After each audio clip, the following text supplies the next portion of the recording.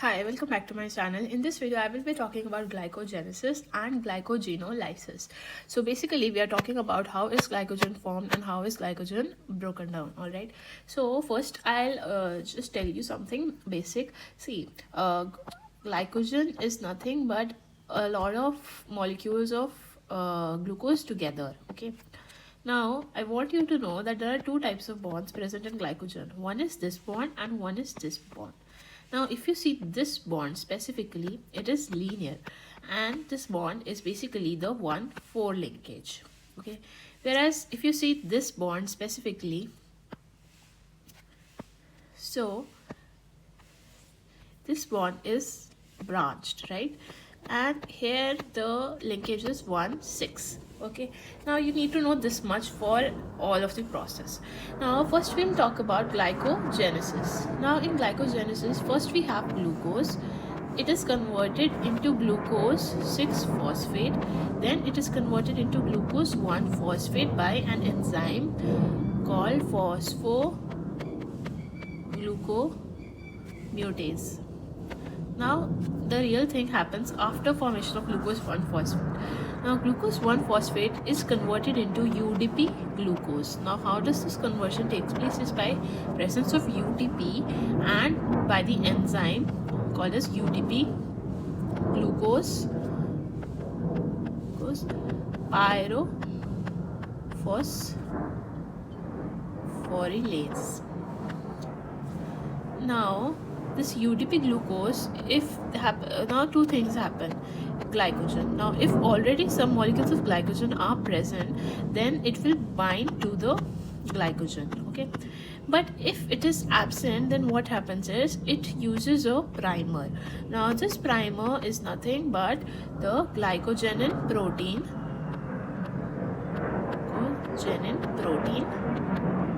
and all of this is taking place in the presence of enzyme glycogen initiator synthase. Now after this, the glycogen synthase will continue to form our 1,4 bonds.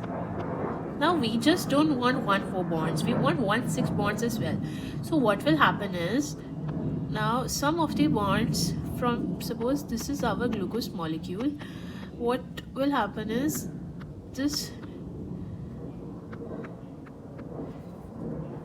these two structures or like something like this will break down and they will attach here. Now this is done by the enzyme called as branching enzyme.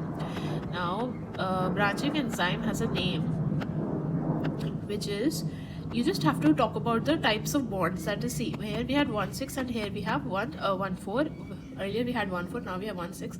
So what it is happening is glycosyl 4,6 transferase, right? 4 bond is being transferred onto the 6th position. All right, now this is the thing that happens in glycogenesis.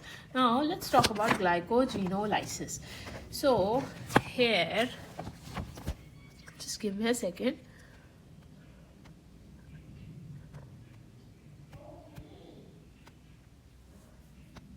Glycogenolysis. Okay, now let's talk about glycogenolysis.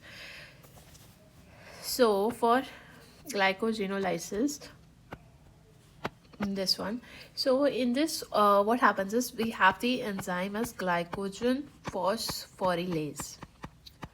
Now this basically breaks down